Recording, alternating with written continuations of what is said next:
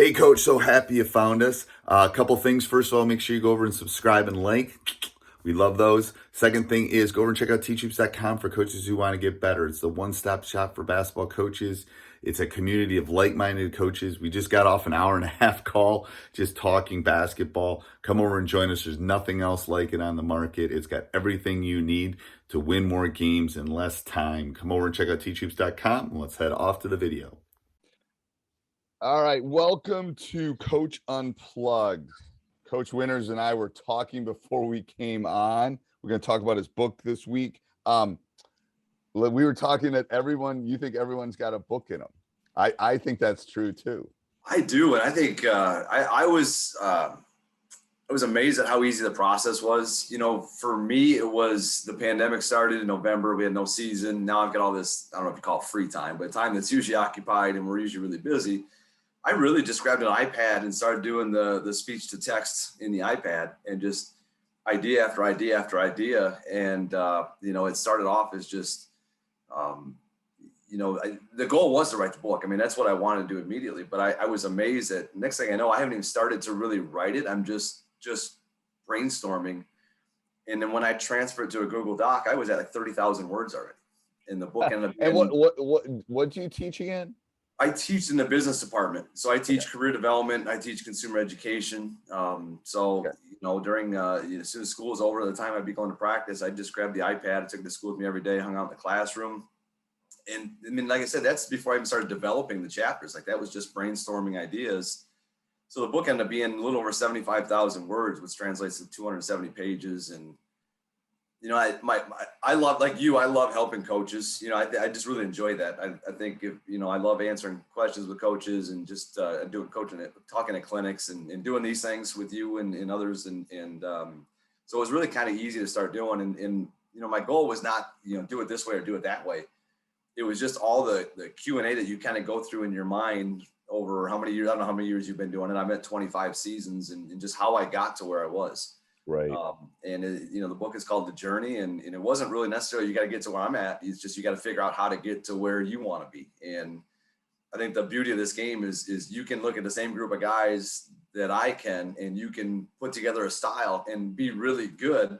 And I can take the same group of guys and play a totally different style and also be really good. I always use now. It's like we could both get the same ingredients and make soup, but I might put more onions in and you might put more. It is interesting how that, and you might put more potato, whatever. Yeah, I think that's what's cool about our game. It is. I think it's what makes it very unique. I think a lot of coaches were in the same boat as both of us. I got a lot done in the pandemic. I'm going to turn my alarm off. I'm the worst when it comes to turning off my phones in my own podcast. But anyway, no, I think a lot of coaches are in the same boat as far as, having that time and then filling it. I still can't believe it was that long ago. I mean, I got a lot done, but I always feel like I could have gotten more done. I think we're all really ambitious when it started, and then it got really easy to start binging shows on Netflix like everybody else. So right. We all fall in that pattern. I think so. I agree. I wrote a very G-rated version of a season. I think it was 2009, and I was writing for the newspaper, and then I eventually turned it into a little book. I know my brother wrote a book. Like I said, I think everybody's got a book in them. It's just a matter of, the only reason I got mine done is I was writing it for our local paper. So it kind of kept me on, because I'm a math teacher. I like writing, but writing is not my thing, to be honest. I'm the same way. It comes pretty easy to me, but it's not my favorite thing. But right. But then all of a sudden you're writing about basketball instead of To Kill a Mockingbird or something back in high school. It's like, hey, this is kind of cool. So. It is true. I mean, yes. I mean, I think I wrote for my master's thesis was like 158 pages. It was crazy. I don't think I've opened it since. It was just horrible. Right. From a math teacher, it was. So what was the most difficult part of the process? I don't know about difficult, but the thing that really struck me is just how emotional I got at so many points right in the book. I really tried to include the entire journey. Like you've got to be able to handle this emotionally. You've got to be able to carry the weight of a community on your shoulders, but not let them know that you're carrying it. because you got to be that guy that looks calm, cool, collected, confident, you know, throw all those C words in there and have nobody know that you may not believe that your game plan is going to work either. You know, we all go through that as coaches. It's like the duck across the water. They look very calm, but if you look below the water, you see their feet just like, exactly. That's exactly right. And so, you know, just preparing really, you know, some of that's for young coaches, just the emotions involved with it. You know, and then I just reflecting on, I think I've lost 6 players over the years, you know, to a couple of the tragic car accidents, one to a shooting, one to a drug overdose, and just kind of going through like, look, if you're gonna do this and you commit to it for a long time, you're gonna build these relationships up with, and you're gonna lose some people, and it's really hard to describe or understand. You know, when a young person, I'm sure you've been through it, when a young person just is tragically taken from us for one reason or another. So yeah, I had one of the worst ones, and I was young when this happened. I was coaching girls volleyball, and Sarah Wiegert, I never forget her name, and she was on my sophomore volleyball team, and I had her in class. Oh, so this is what makes it a little bit more unique in the sense that I saw her on Friday. She said, "I don't feel very good, Mr. Collins. I'm going home. I just don't feel very good." And I said, "Okay." And, you know, she was asking for her math homework, and I gave it to her. And she's a freshman in high school, and she was dead by Monday or Sunday. She had acute leukemia. So yeah, there's this type of pretty far advanced, and it was 24 hours. She was gone in 48 hours, basically. Wow. It was it just shook. And this was all the freshmen in high school in my classroom, and it shook us. It still shakes me, and it's been 27 years. It's like, oh my gosh. It's like, in this process, I've talked to a couple of the parents and stuff, and just, hey, give them a heads up, like, hey, you know, I mentioned your son in the book, and obviously really positive things and great experiences and great memories, but you know, so there's a little bit of all of that. There's the you know, how I got to where I'm at from a coaching philosophy standpoint, all X's and O's, all that stuff, but you know, also a lot of culture building and just really just, you know, for you and I, what the journey is all about. So explain how it's how the chapters or how the sections are broken up, because I think the title itself, Lessons from the Hardwood, could literally be the Encyclopedia Britannica. Like, you could go from right, and it's my version of that. Basically, is what it is from a basketball standpoint. This is just what I've experienced through 25 seasons, and it's, you know, early on in the book, it's really about you know, this is what you're going to have to be prepared for if you want to coach. You know, the highs, the lows, how important it is to have a family that's behind you. You know, the being able to handle criticism, I guess being thick-skinned, I guess would be a good way to describe it. You know, just kind of talking about all those things. Talking about some of the challenges we face today, like social media is a challenge for us today. You know, it's a blessing and a challenge at the same time, I think, for all of us. And then just getting into, there's 2 sections called Building the High School Program, Part 1 and Part 2. One is very specific to building your philosophy from an X's and O's standpoint. One is more specific to, you know, how you handle everything within your culture, how you build your culture, everything from the way we use statistics in a game, how we evaluate a post-game, you know, a post-game meeting, just literally taking you through the entire game day experience, the entire culture building experience. And then for me, I wanted to include some local history. I've been fortunate, as I know you have too. You had some great stories coaching against guys like Sean Livingston, Jalen Brunson. I said, you'll love this. I wrote this in January. You know, John Shire knocked us out of the state tournament in the Final Four back in 2005. And obviously associate head coach at Duke. And I said in the book, I said, you know, and I wrote this in January, but nobody's going to believe me. I said, I think he's going to be the next head coach at Duke. And then obviously we know in the last couple of months, Coach K's announced his retirement, and they've announced that John Shire is going to be the next head coach. So people are going to read it like, oh, well, you knew that. The book came out after it happened. But, you know, the writing process started a while back. So tell me about this. This intrigues me. So you're done in January. We're doing this in August. Yep. So we're 8. So that it takes that long for editing and all those kind of things. So I think a few things. First of all, I wasn't quite done in January. Okay. Our season started like the last weekend in January. So I kind of put it on hold for about 6 weeks. Our season we played 14 games over a 5-week season from start to finish, first game to last game. But we had about a week to prepare. So it was a sprint. And how was that? It was strangely weird and gratifying all at the same time. Just getting to see the kids have an opportunity. Because by that point, you're thinking you're seniors and you know, I mean, you guys didn't get to play. your seniors, that's just where your heart's at for your seniors more than anything, all of them, but especially the seniors. And so I was grateful for that. We had a nice season. There was no postseason. We had no regional, sectional, state tournament, anything like that. So our league put together a crossover night the last night. Like we split into 2 divisions, which we've never done before, and played everybody in our division twice, played everybody on the other side once, and then we had we made it in the Nick 10 championship game. So, but it was weird. You walk into a championship game, they got the conference traveling trophy there and everything, and there's no fans. I mean, we had 25 parents on each side. That was it. So, right.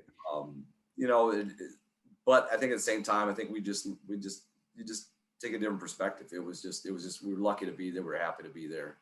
And the kids competed hard, and that's what it's all about. So, so that was tough, but it was something, like I said, you guys didn't get anything. So it's, grateful for that for sure. Right. Some people got a season like it just was a normal season too. It's weird. Right. The US was in a weird spot. So what would give me 3 takeaways from this book that you would, three big takeaways from the book? I think, just the roller coaster ride that is what we do. Okay. And I think I wanted to make sure that coaches knew that, because I think many of them come in with these ideas and expectations, and then you get slapped in the face by a parent situation or an administrative situation or something. And much like referees, we lose some coaches who never really find out if it is what's right for them. I know. I think back to when I was like, oh my gosh, when it was 32 seasons for me, but man, when I think back to some of those early ones, it's like, I'm glad I fought through it, but it was hard. I was single, so that probably helped. Well, that helps. Yeah, that definitely helps when you're starting off. And back then when we had to go scout every Friday night, that was a ton of time. And early on in my marriage, we were still scouting a lot. And I think that burden has eased quite a bit because of the fact that we can exchange film and do all those things. So, some coaches will never fully know, what you and I went through as young coaches. No, and I know we always tell the story, right? It was harder when we were kids. When there was no huddle, there was no statistical breakdown. There was no I tell the story all the time. It was 2 VHS tapes. I remember our first apartment. Dubbing. I'd go scout. It was just my wife and I, and I'd go into the other room. I think we had a 1-bedroom. Anyway, I had a spot to do all my editing, and off I'd go for like 2 hours. I mean, we're like newlyweds. At least 2 hours. Yeah. Yeah. 2 hours. And then I had 15 tapes. So then I had to dub those to give to the boy. It was like, oh my gosh. Yeah. And, I wrote some things that I think, I know you've read the book, Stuff Good Players Should Know by Dick DeVenzio. Yep. Some of it's just like that, like a chapter, maybe a page and a half, but it's just a thought I had to kind of convey to somebody. It didn't really need to be developed a lot. I wrote a page about, so I think one of my big lessons in the book is that we enter this profession thinking that our team reunions 10 years down the road are going to be about the buzzer beater, the state championship, or whatever, the conference championship and all that stuff. And when I say the kids, when the grown-ups get there, the kids that you coach get there at that reunion, that's not what they talk about. They talk about the bus rides. They talk about when you flipped out on them as their coach and made them run until so-and-so, had to get over the garbage can and throw up. They, there's just so many of those stories that it's a really strong reminder that everything we use the game for is really more important for their bigger role down the road, being dads, being leaders in our society, whether you're coaching girls, obviously being moms, just that's the more important thing. And, I actually had to, after the book was done, I had a young man a former player was killed in a motorcycle accident. And I told the publisher, I said, I want to edit this. I got to put this in there. And it was ironic because the kid had reached out to me. We didn't always see eye to eye. He was one of those kids that didn't play a lot for me. He wanted to play a lot. He was a good athlete. But that team I had was just stacked at Jefferson back in the day. We were 6'6", 6'8", 6'10". And he just didn't get on the floor much. And he was, he was still mad about that several years down the road. A month before his motorcycle accident, he reached out to me, hadn't talked to me in a long time. And he said, Coach, I just want you to know I get it now. He goes, I appreciate everything. And I said, I understand. I see things a lot more clearly now than I did back when I was in high school, and I appreciate everything you did for me. And I was just like, wow, that's really cool. And you know how that goes. Those conversations, they make you smile because they do. They some do. kids, The hard part is that, and I can tell you, I've got guys that played professionally come back and still talk about the buzz. You're right. It's those little micro things, and sometimes you don't know about them. there is a lot of that, and that's a little scary sometimes too. But you just can't be everywhere you can't be everywhere all the time, and that's it's like, what happened? What did you get? What? It's yeah. like, So there's 15. I figure the statute of limitations is over at that point. Like they won't get fired. I mean, it's nothing that bad, but it's like, but there's definitely some things like, wait a minute, what? What you did? What? Like, what do you got? I don't. Maybe I don't want to hear anymore. But Ben Peeler this is the kid I was talking about, and gosh, you watch the reaction on social media, and he was just a great dad and a brother and a friend to people, and you see that reaction. It's like, you know what? Ben was an average basketball player, but he had a big impact on people's lives, and that's a big thing for me. Just reminding these young coaches that my mindset wasn't there when I was a young kid. I don't know how yours was, but I was pretty hardcore on kids. I was 20 when I was a head coach. I was 26, and I think I don't know that one of the things I talk about. I don't know. I wish I would go back. If I could go back, I would value relationships more in the beginning. But I think I tried to be harder on kids because we were. You got to remember though, the generation we grew up, it was the Bobby Knight world. It was a different world. And I think I still have a little bit of that in me, but I've just evolved and understand that these relationships we're given a gift here where we're able to get into these kids' lives. And I went to a wedding last weekend of our player, just seeing the growth in him and it's just cool to be a part of those things and be included in those things. So, again, that's a big part of the experience, but then we go into culture building, how to use your assistant coaches. I wrote a little bit about the kid with the bad attitude. I'm a big proponent of if somebody tells me that, like let's say our feeder system, we got an 8th grade kid who's pretty good, but coach, you don't want him. He's got a bad attitude. I'm like, let's go watch this kid play. Like I want to see, because you're telling me a 13-year-old has a bad attitude. Well, has anybody ever taught him? Like here's what I know. He probably cares a lot. If he's upset on the court and it's visible, he probably cares a lot. And you and I can't put that in a kid. But we can take that in a 13-year-old and teach him how to use it to make not only himself, but his team better. I had a professional basketball player, Mr. Basketball, which is the best player in our state. And I had a parent tell me, bad attitude, watch out for the parent. Well, are you kidding me? I love this kid. This kid. He's a great kid. But he had some growing up to do, and he'd be the first one to admit it now. Sure. But I do too, and I'm 47. So we've all got growth, and I think that's one of the things it's another thing I talk about, like just the social media's impact on the recruiting process, the scouting process, and how now we think we put these kids on a pedestal because of their abilities, and their abilities are super impressive, but we forget that sometimes they're 13, 14, 15 years old in this early scouting process. And now you see people on social media criticizing these kids, and it's like they're kids. Like, let them grow up a little bit. They definitely got the spotlight shining on them in a different way. The recruiting process, scouting thing has always been what it's been. College coaches. There's guys who run scouting services and they send it to college coaches, but now they put it on Twitter too.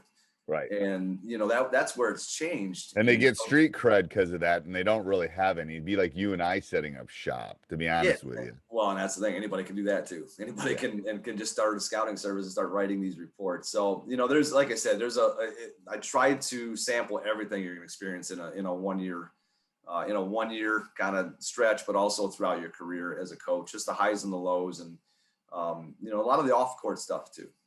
Okay. So who is this book for?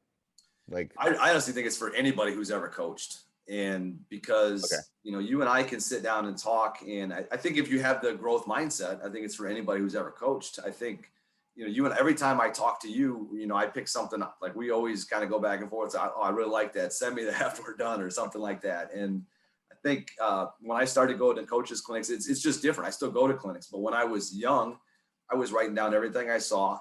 And I was just so engaged in the X's and O's and even the philosophy. It wasn't a lot of philosophy stuff, I think, when we were younger. I think that's more the culture building stuff has kind of evolved, where we talk about culture building and toughness and all that stuff. I don't know if we ever really defined it when we were younger. It's a lot more defined now. But I go to clinics now, and it's more about hanging out with my coaches, getting them what they need to learn and grow, but also, finding one or two things that I can implement right now. So I think Yep, they're the PGC thing, they're golden nuggets, man. If I get 1 or 2 golden nuggets, yeah, that's all I need is 1 or 2 golden nuggets. So that may be what you take away, but then the kid who's 21 years old and coaching his first freshman team may take away a ton of stuff, and that was kind of my hope. I think what's great, I think this is why I wanted to get you on real fast when the book came out, is because I talk to coaches all over the world on a regular basis because of Teach Hoops, and it's crazy that, first of all, there's a lot of similarities, but there's also a lot of differences, if that makes sense. A lot of subtle differences. Like, this one guy, I was talking to a coach from Tennessee the other day, and he's a relatively new coach. He's having some of the similar questions that I've answered before, but there's enough subtle differences because he's different, his team's different, his community's different. I think that's what makes, quote unquote, the journey different for everybody. Yeah. So I think that's why I didn't want to say, do it this way, do it this way, do it this way. It was really like the building your offensive philosophy was just a bunch of questions. Like, if you want to play fast, are you the type of coach that goes crazy on every turnover? Because if you're going to teach kids to play fast, you're going to have more turnovers. Are you willing to live with that stuff? So it's not. There's really a fine line with that, because I've had some teams that could play fast, and I am still a turnover. I hate turnover. I am too. So it's like I think I've evolved. Like I used to really struggle with that, but then you just start to realize like there's drawbacks of everything you're going to do, or you just have to learn to be okay with certain things. We're going to play this way. Like we press a lot, but we give up some layups. Yeah, and I tell them there's different types. I use the analogy of cheating because I'm a stats teacher. So like the first 2 weeks of school, I will say to them, "You're all cheaters," and they go, "What do you mean?" I go, because I teach seniors. I go, "So you've gone through the entire 4 years of high school and never turned something in that wasn't 100% yours?" And they go, "What do you mean?" I mean, 100% yours. Like, you didn't copy a homework problem. You didn't ask for one answer. Yeah. Something. Yep. You haven't done that in 4 years. By the time I get to that, maybe it's 1 or 2 kids. I go, so we're going to talk about the spectrum of cheating. Do I really think it's cheating if you ask a friend for a homework question? No, for me, it's not. But it's not your work, so it is cheating. Now, if you come into my office and break into my filing cabinet and take the final exam and then give it to that's much worse than copying someone's homework. There's a spectrum.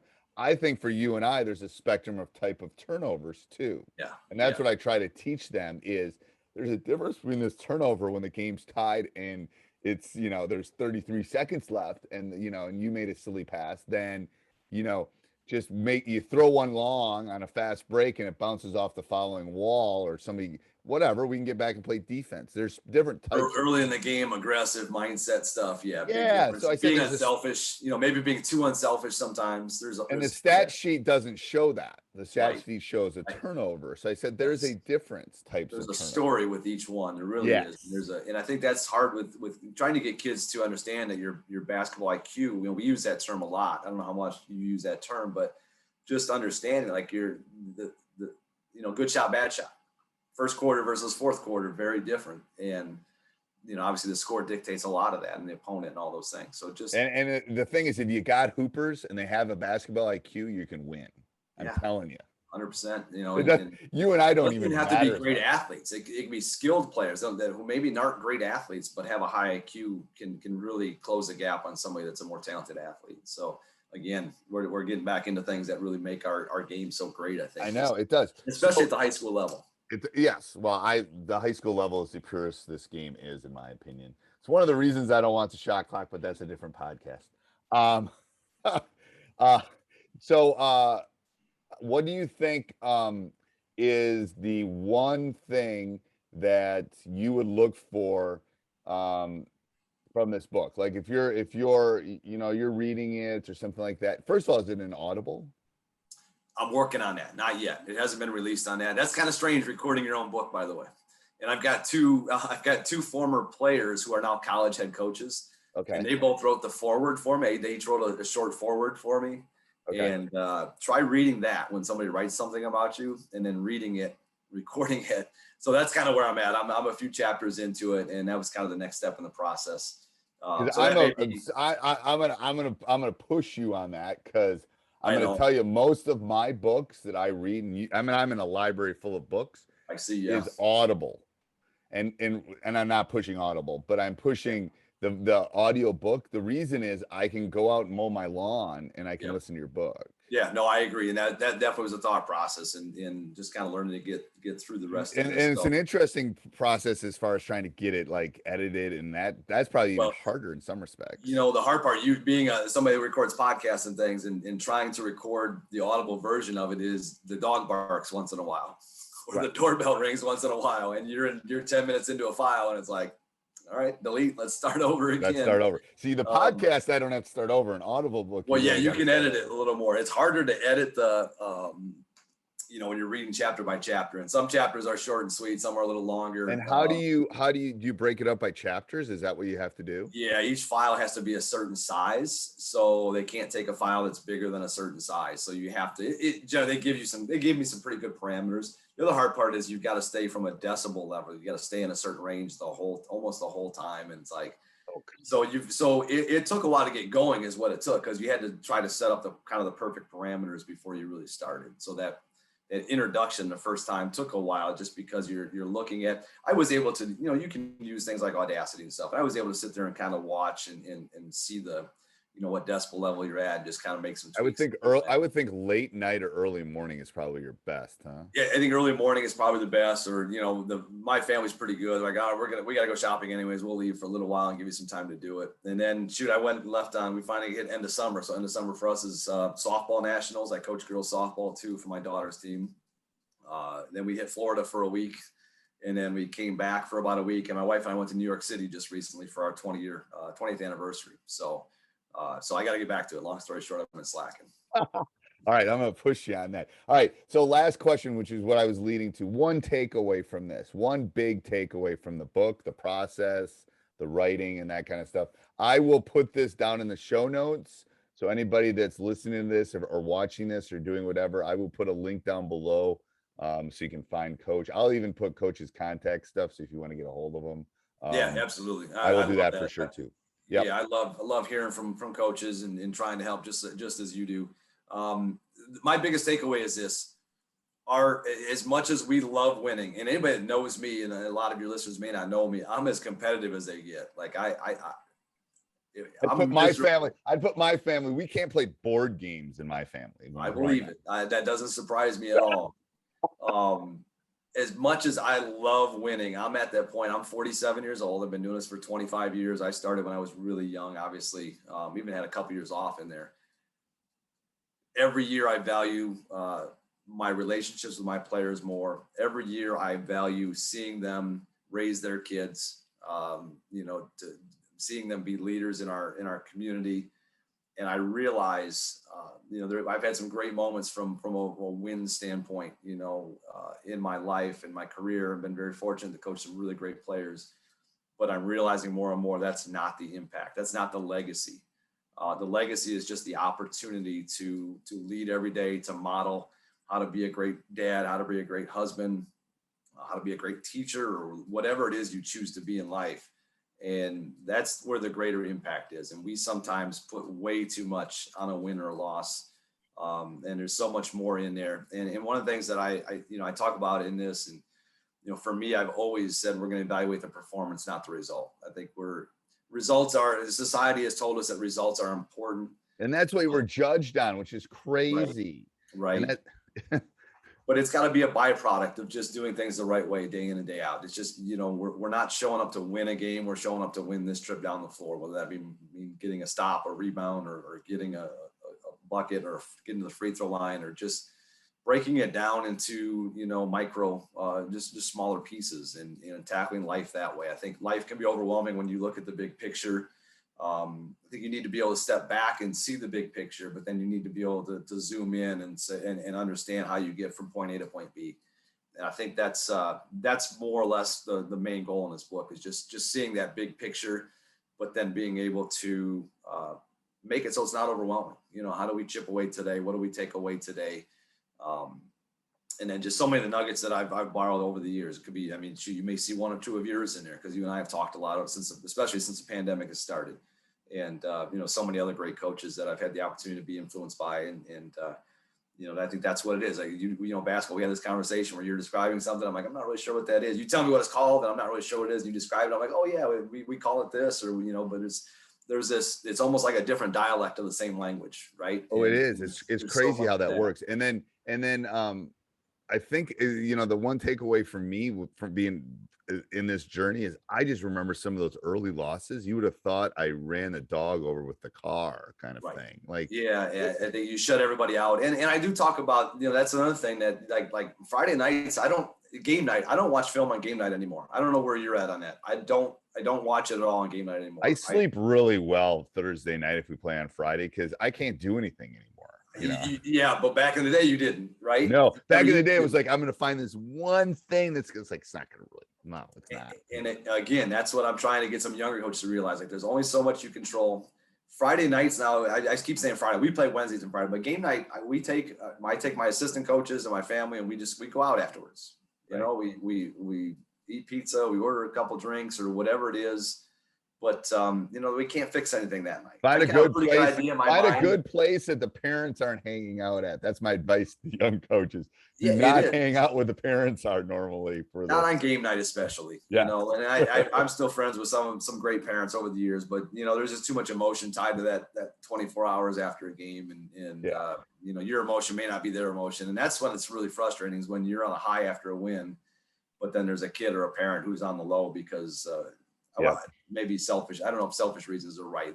They're just it's not. You can't, like, my advice to the young coaches is you can't be rational with an irrational person, and parents are not rational. I'm not rational about my kids. I'm not rational. I love my kids. I'm not rational about them. It's like, so it's like, once someone told me that little tidbit, it's like, I never get, like, when parents are getting mad at me, it's like, they're not being, they love their kids. It's like mama bear. They're going to attack you rather than let anything happen to the cubs. It's right. Like, and now with AAU and travel stuff, not only are they that mindset, but they're also entitled because they've spent so much money. Like, I don't think you understand how much money we've spent. Well, it's still, I can't make my decisions from a coaching standpoint based on how much money you've spent on your kid growing up. Like, I've got to still look at this objectively and, make those decisions. So I know. All right, Coach, thank you so much for being on. And I will put on down below the journey, lessons from the Hardwood. I will put the link down below and all of Coach's contact information. Thanks, Coach. Yeah, thanks, guys. And don't forget to check out the website, www.coachwinners.com. You can order it directly from there. Amazon, Barnes & Noble. I know you're going to hit all that in the show notes. So, Steve, I appreciate it. Thanks so much. And fingers crossed that things. That was good. You got that in. You got that in right away at the end. I'm going to give you an A on that. Most people don't get that. I'm learning. You learn it. Hey, Coach, I'm glad you're liking the video. Hit like down below. That helps us a ton, being found on YouTube. Subscribe. Also, hit the little bell up above if you want to get notified. We put a new video up every day. We're breaking some of the great stuff down right now. Also, go over and check out teachhoops.com for coaches who want to get better.